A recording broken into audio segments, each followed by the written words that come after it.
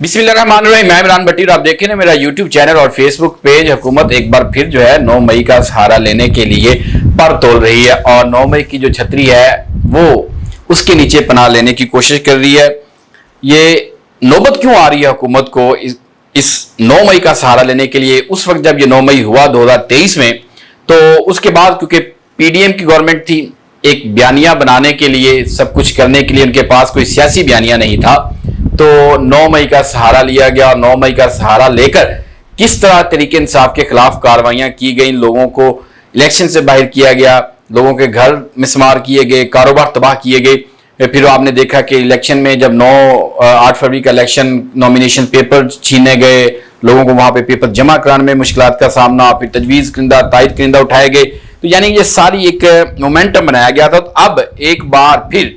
अब जाके हुकूमत दोबारा फिर जो है वो 9 मई का सहारा लेना शुरू कर दिया। 9 मई के जो वाकयात है, आप सवाल कुछ होता है, जवाब 9 मई होता है। सवाल गंदम और जवाब 9 मई, यानी कि किसी भी तरह से कोई किसी किस्म की डिबेट हो तो आज आकर हुकूमत की जो बात है वो 9 मई के ऊपर ही खत्म होती है। आपको पता है कि मखसूस नशिस्तों के फैसले के बाद सारी जो पाकिस्तान मुस्लिम लीग नून है वो तोपों का रुख अदलिया की तरफ कर चुकी है कि हाँ अदलिया ने ये जो मखसूस नशिस्तें हैं ये तरीके इंसाफ को क्यों दे दी। तो उसके बाद एक बाकायदा एक जंग छेड़ने वाला माहौल है कि अगर आपने पीटीआई को एक सियासी जमात रिकॉग्नाइज किया है और उनको मखसूस नशिस्तें दी हैं तो फिर हम भी जो है तबले जंग बजा चुके हैं। और अब हम देखते हैं कि किस तरह जो पीटीआई को ग्राउंड जो है वो मिलती है आईनी और कानूनी तौर के ऊपर। तो इसलिए फिर गवर्नमेंट ने जनाब ये फैसला किया कि एक शोशा छोड़ा गया कि पीटीआई के ऊपर जो है वो पाबंदी लगाने का फैसला किया।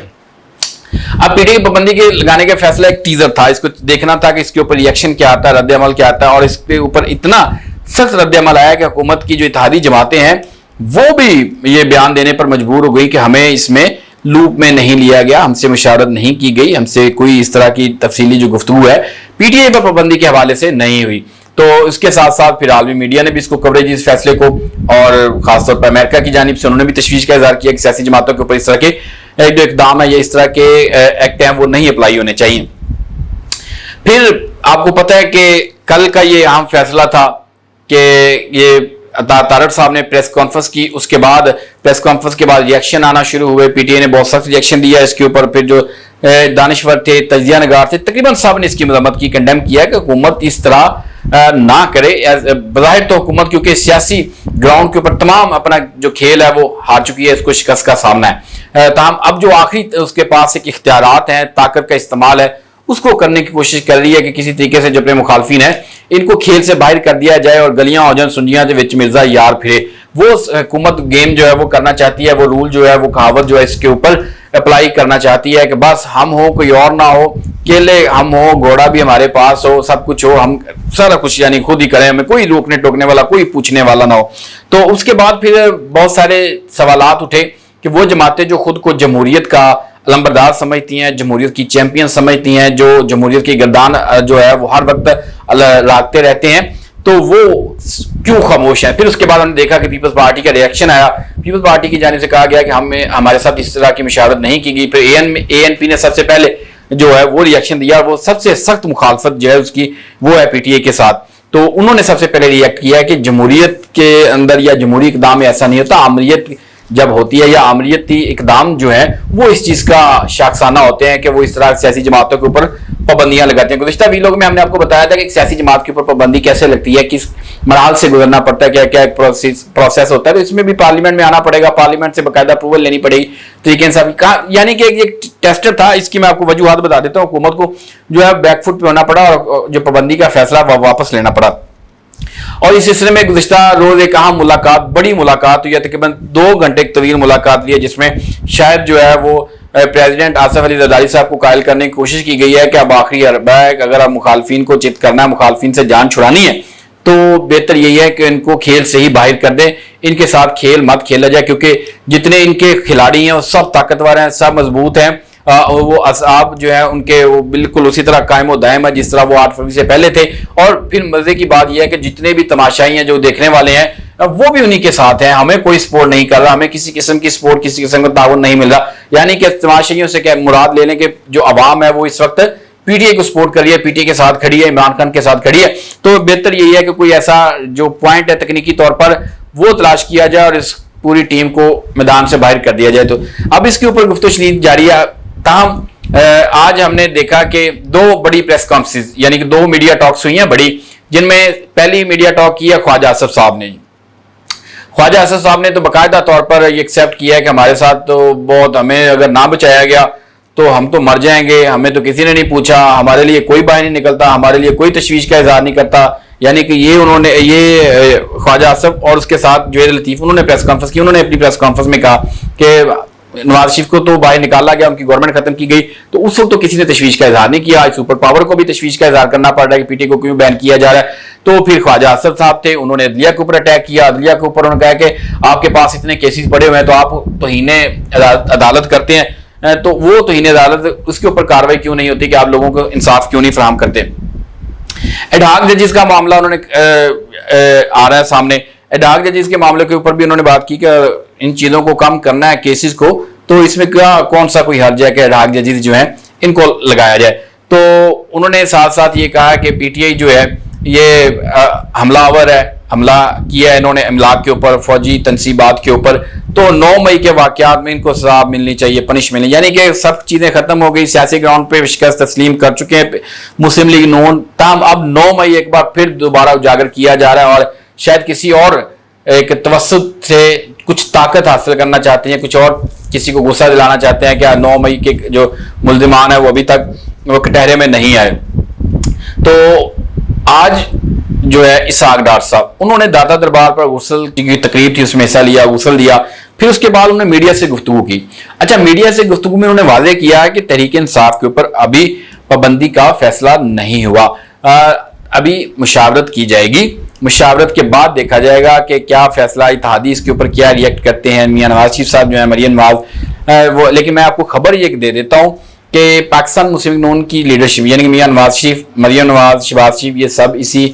چیز کے حق میں ہے کہ تحریک انصاف کے اوپر پابندی لگا دی جائے. اور تاہم یہ ہے کہ ایک چیز جو اس میں ساتھ کچھ پس پردہ سارے ایک پلیٹ فارم پہ اکٹھے ہیں, متفق ہے کہ تحریک انصاف سے جان چھڑانے کے ایک ہی واحد راستہ ہے کہ اس کو اب گیم سے باہر کیا جائے. تو اس لیے جو پیپلز پارٹی جو بیانات دے رہی ہے, جو ایم کیو ایم بیانات دے رہی ہے, جو کوئی اور جو اتحادی ہے حکومت کے کہ ہم سے مشاورت نہیں, ہم سے, یہ بالکل اسی طرح جس طرح پنجاب میں حد عزت بل پہ پاس کروایا گیا, اس کے اوپر واویلا کیا گیا, بجٹ پاس کروایا گیا, اس کے اوپر واویلا کیا گیا. تو یہ بیک فٹ پہ سارے ایک ہی ہیں, سب کچھ ایک ہی جگہ پہ اکٹھے ہیں اور ان کا مرکز ایک ہی ہے کہ تحریک انصاف سے کسی طریقے سے جان چھڑائی جائے, کیونکہ سیاسی گراؤنڈ کے اوپر یہ وہ ان کا مقابلہ نہیں کر سکتے. تو اب بہتر یہ ہے کہ ٹیکنیکل بنیادوں پہ ان کو باہر کیا جائے. اچھا, دوسری بڑی ایک جو چیز ہے کہ وہ یہ بھی ایک شوشہ چھوڑا جائے گا اب کہ شاید پیپلز پارٹی اور پاکستان تحریک انصاف ایک ہے, اس لیے کہ آج ایک سوال کیا گیا خواجہ آصف سے کہ خواجہ صاحب مخصوص نشستوں کے فیصلے کے بعد ہم دیکھ رہے ہیں کہ پی ٹی آئی کو کہیں سے پیپلز پارٹی کی جانب سے اشارہ مل رہا ہے کہ آصف علی زرداری کی طرف سے کہ آپ جو ہے وہ عدم اعتماد لے کر آئیں, عدم اعتماد کے بعد پھر ہم دیکھتے ہیں کہ کیا کرنا. اس پر انہوں نے رد عمل دیا کہ عمران خان جو ہیں وہ کیا کہتے تھے آصف علی زرداری کے بعد اور اب کیا ہے اور آج کیا ہے, اب وہ آصف علی زرداری کے اشاروں پر چلنا شروع ہو چکے ہیں. یہ بھی ایک پہلو ہے کہ پیپلز پارٹی, تاہم ایسا نہیں ہوگا, یہ میں آپ کو بتا رہا ہوں, واضح بتا رہا ہوں کہ یہ صرف وہ ایک گیم کھیل رہے ہیں کہ شاید پیپلز پارٹی اور پی ٹی آئی جو ایک سائڈ پہ اکٹھے, تاہم بظاہر حکومت اور پیپلز پارٹی یعنی کہ نون لیگ اور پیپلز پارٹی ایک پلیٹ فارم پہ ہے, سیم پیج کے اوپر ہے, ایک مائنڈ سیٹ ہے, ایک ہی ایجنڈا ہے کہ کسی طریقے سے اپنے مخالف سے جان چھڑائی جائے. اور سیم اسی طرح حکومت اقدام کرے گی, حکومت اس طرح کا یعنی کہ کوئی سٹیپ لیتی ہے تو پیپلز پارٹی اس کی کہے گی ہم تو اس کے مخالف ہیں, ہم سے کوئی مشاورت نہیں کی گئی.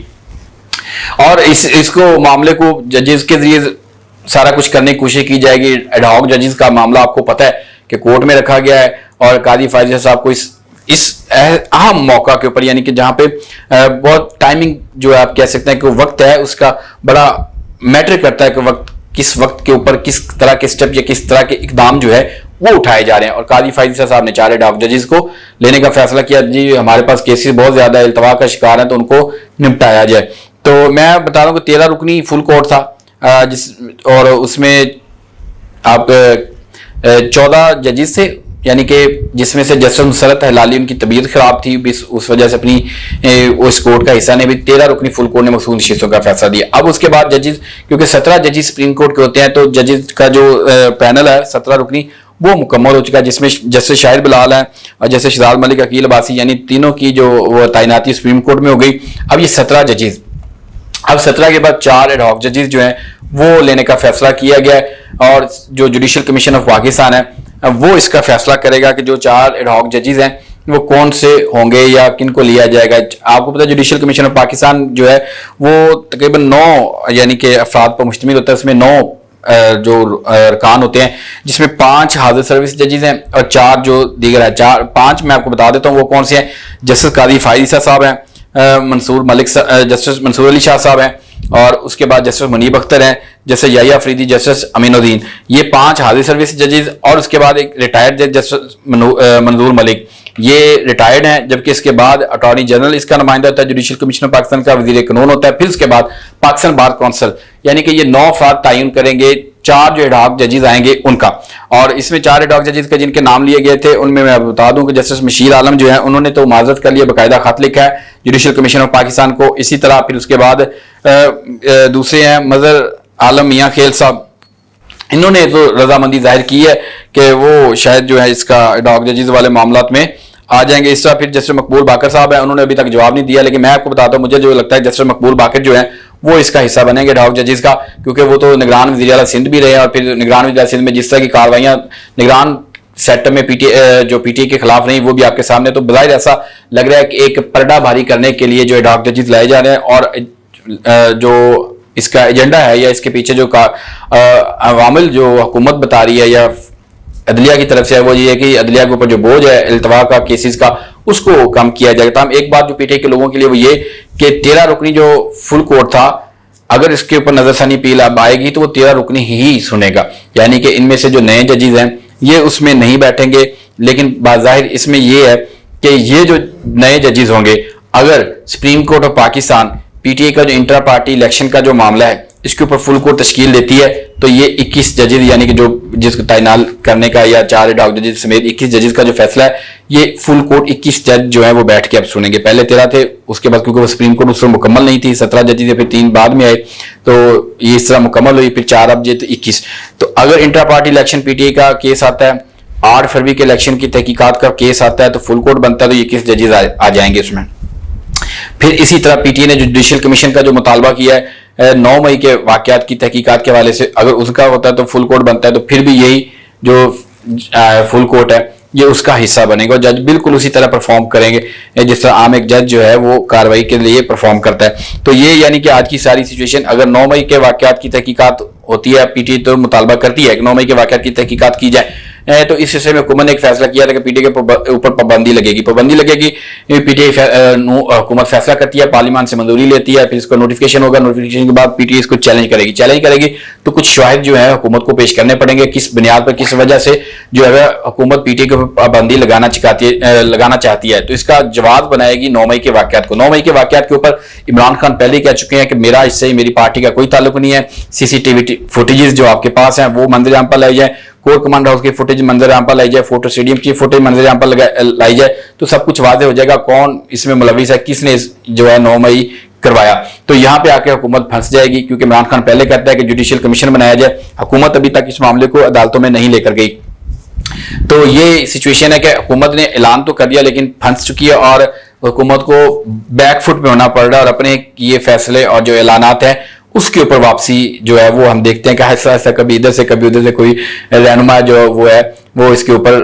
بیان دے رہا ہے کہ ایسا بھی کوئی فیصلہ نہیں ہوا، ابھی مشاورت ہوگی، یہ وہ یعنی کہ بیک فٹ ہونا ہے۔ حکومت نے ایک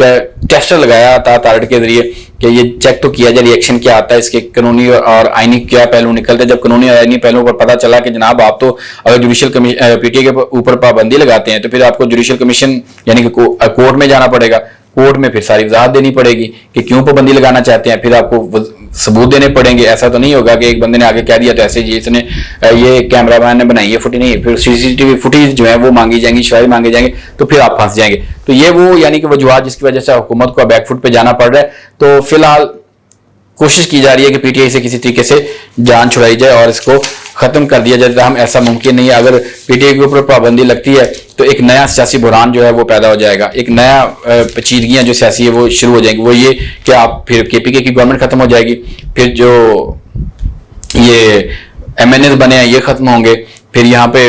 ये सब कुछ जो पंजाब में इलेक्शन जीते हुए लोग हैं वो खत्म होंगे, फिर क्या नया इलेक्शन होगा। इसलिए हुकूमत अब कोशिश करेगी कि किसी तरीके से जो मखसूस हिस्से हैं वो पीटीआई को ना मिले, पीटीआई को इलेक्शन कमीशन के जरिए वो मखसूस हिस्से ना दी जाए। हुकूमत की आखिरी ये चाल होगी, हुकूमत इसके ऊपर टक्कर लेगी। और क्योंकि आज ख्वाजा आसिफ ने कहा है कि जो सियासतदानों को घर भेज दिया जाता है, वज़ीर आज़म को घर भेज दिया जाता है, तो उसके ऊपर कुछ नहीं होता, यानी कि कोई चीज़ नहीं इंप्लीमेंटेशन होती। जिन जजेज ने गलत फैसले किए, जैसे मुनीर का हवाला दिया उन्होंने, भुट्टो के हवाले से उन्होंने कहा कि उनको तो कुछ नहीं कहा, उनको कमरों से निकाल के करने चाहिए, लेकिन ताम एक अदालत के ऊपर हमला होता है तो पूरा पाकिस्तान का पीनल कोड जो है उसके ऊपर अप्लाई कर दिया जाता है। यानी कि उन्होंने हवाला दिया जो मियां नवाज शरीफ ने, इनके ऊपर इल्जाम है नून लीग के ऊपर, मियां नवाज शरीफ को फुटेज भी है कि मियां नवाज शरीफ ने कोर्ट के ऊपर हमला किया था, अपने कारकुनों के हमला, तो वो उनको अभी तक वो खटक रहा है कि वो हमें क्यों बताया जाता, वो क्यों सताया जाता दोबारा। तो इसलिए उन्होंने कहा कि अगर हम करें तो हमारे ऊपर पाकिस्तान का पूरा पीनल कोड लगा दिया जाता है, जजेज अगर गलत फैसले करें तो उनके ऊपर किसी किस्म की कार्रवाई नहीं होती। तो ये है कि हुकूमत एक बार फिर जो है अपनी साख बचाने के लिए, अपने आप को बचाने के लिए अदलिया से टकराव का फैसला कर चुकी है, अदलिया के साथ नहीं, उन जजेस के साथ जो हुकूमती लाइन पर नहीं चल रहे। ये आज की हमारी वीडियो थी। अगर आपको मेरी वीडियो अच्छी लगे तो मेरा चैनल जरूर सब्सक्राइब करें, बेल आइकन का बटन भी दबाइएगा, इसको शेयर करना मत भूलिएगा। अल्लाह हाफिज।